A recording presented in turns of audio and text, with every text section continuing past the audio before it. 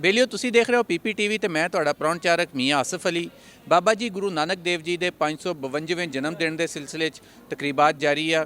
ਪੂਰੀ ਦੁਨੀਆ ਤੋਂ ਉੱਦਾਂ ਤੇ ਇੱਥੇ ਸੰਗਤਾਂ ਆਈਆਂ ਗੁਰਪੁਰਬ ਦੀਆਂ ਤਕਰੀਬਾਤ ਸ਼ਰੀਕ ਹੋਣ ਲਈ। ਤੇ ਇਸ ਟਾਈਮ ਮੇਰੇ ਨਾਲ ਮੌਜੂਦ ਹੈ ਇੱਕ ਫੈਮਿਲੀ, ਇਹਨਾਂ ਕੋਲ ਅਸੀਂ ਜਾਣਦੇ ਹਾਂ। ਹਾਂਜੀ, ਕੀ ਹਾਲ ਹੈ ਜੀ ਤੁਹਾਡਾ? जी बिल्कुल ठीक ठाक। आप सुनाएं? ਕੀ ਨਾਮ ਤੁਹਾਡਾ? जी मेरा नाम कमलेश कुमार है। ਕਿੱਥੋਂ ਆਏ ਹੋ? हम लोग नवाबशाह से आए हुए हैं। ਅੱਛਾ, ਪੂਰੀ ਫੈਮਿਲੀ ਨਾਲ ਆਏ ਹੋ? जी जी पूरी फैमिली है हमारी, माशाल्लाह 15 बंदे हैं। ਅੱਛਾ, 15 ਬੰਦੇ। जी जी ਤੇ ਇੰਨੇ ਜਣੇ ਇਕੱਠੇ ਹੋ ਕੇ ਬੜਾ ਲੰਬਾ ਟੂਰ ਕਰ ਰਹੇ ਹੋ? बस ये होता है कि आपस में एक प्रोग्राम बना लेते हैं, फिर 2-3 फैमिलियाँ इकट्ठी हो जाती हैं और फिर जो है टूर पे निकल पड़ते हैं। अच्छा जी नहीं, ये घूमने में फिर ज़्यादा मज़ा आता है। उस हिसाब से बंदा हर चीज़ में एक ही साथ जाता है घूमने फिरने, तो वो ज़्यादा इन्जॉय होती है। अकेला बंदा होता है तो उसमें थोड़ा सा कम मज़ा आता है, फैमिली के साथ ज़्यादा मज़ा आता है। जी हाँ। ਅੱਛਾ, ਤੇ ਇਹ ਕਿਸਮ ਦਾ ਤੁਹਾਡਾ ਜਿਹੜਾ ਸਾਲਾਨਾ ਵਿਜ਼ਿਟ ਵੀ ਆ, ਸਾਲਾਨਾ ਘੁੰਮਣ ਫਿਰਨ ਉਹ ਵੀ ਹੋ ਜਾਂਦਾ? हाँ बिल्कुल, इसके साथ घूमना फिरना भी हो जाता है।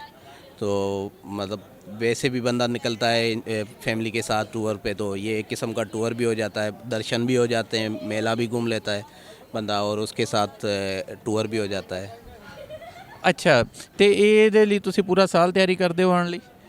नहीं, ये पूरा साल तो तैयारी नहीं करते, बस ये होता है प्रोग्राम, जैसे कि पता होता है कि फ़िलहाल महीने में मेला लगने वाला है, तो उस हिसाब से बंदा फिर 10-15 दिन पहले तैयारी कर लेता है, फिर उस हिसाब से फिर जत्था बना के निकल पड़ता है।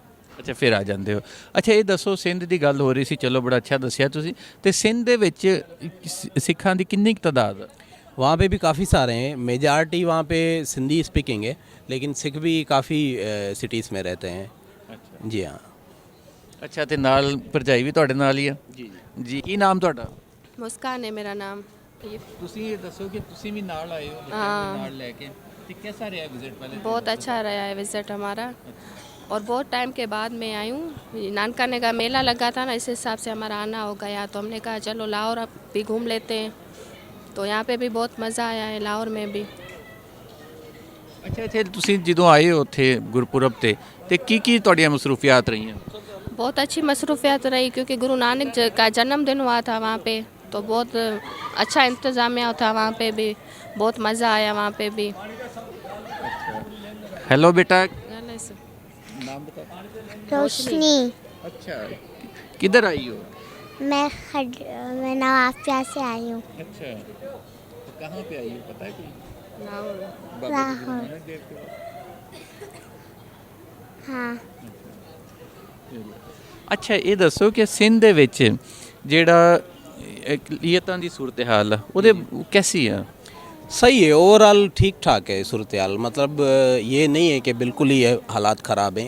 कोई कोई इलाका ऐसा होता है जहाँ पे मतलब होती है लूट मार वगैरह, या वडेरों का जैसे असर रसूख होता है, तो कुछ इलाकों में होता है। अदरवाइज़ ओवरऑल बिल्कुल ही सूरत हाल नॉर्मल होती है और हालात बिल्कुल ठीक होते हैं।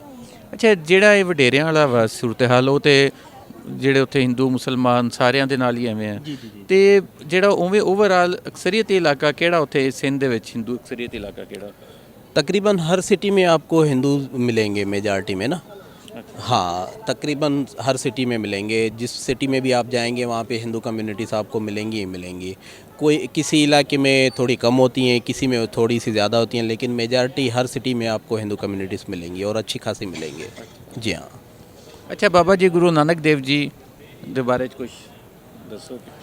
उन्होंने यही दस दिया था कि भाई खुदा एक है, और जो है हक और सच की राह पे चलना चाहिए, चाहे आपको कितनी भी रुकावटें आएँ और कितनी भी आपको तकलीफ़ें सहनी पड़ें, लेकिन आपको हक और सच की राह नहीं छोड़नी है और उसी के ऊपर ही आपको चलना पड़े।